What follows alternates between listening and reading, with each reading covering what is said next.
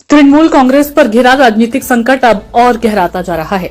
पश्चिम बंगाल विधानसभा चुनाव में हार के बाद 58 विधायकों की बगावत से जूझ रही टीएमसी को अब संसद में भी बड़ा झटका लगा। तृणमूल कांग्रेस में टूट की अटकलों पर सोमवार को पार्टी की लोकसभा सांसद काकोली घोष दस्तीदार ने मुहर लगा दी है।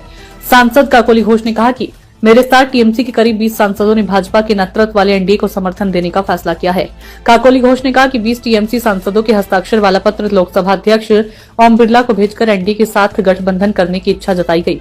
वरिष्ठ पार्टी सांसद काकोली घोष दस्तीदार ने दावा किया कि लगभग 20 टीएमसी सांसदों ने राष्ट्रीय जनतांत्रिक गठबंधन के समर्थन के लिए लोकसभा अध्यक्ष को अपनी स्थिति से अवगत करा दिया है। टीएमसी के वर्तमान में 28 लोकसभा सांसद और 12 राज्यसभा सांसद हैं। ये दावा करते हैं कि लोकसभा में पार्टी की मुख्य सचेतक बनी हुई है। दस्तीदार ने कहा कि फैसला साथी सांसदों के साथ विचार विमर्श के बाद लिया गया है। ये घटनाक्रम ममता बनर्जी के नेतृत्व वाली पार्टी के भीतर बढ़ते आंतरिक संकट के बीच आया, जिसने हाल के दिनों में वरिष्ठ नेताओं के खुले विरोध और इस्तीफों को देखा है।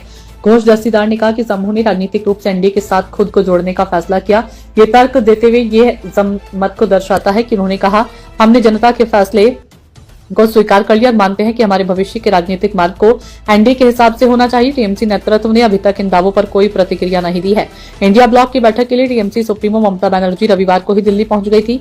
दावा किया जा रहा था कि इस दौरान ममता बनर्जी पार्टी सांसदों के साथ बैठक कर सकती है। हालांकि काकोली घोष दस्तीदार के दावे ने टीएमसी को बुरी तरह से हिला दिया है।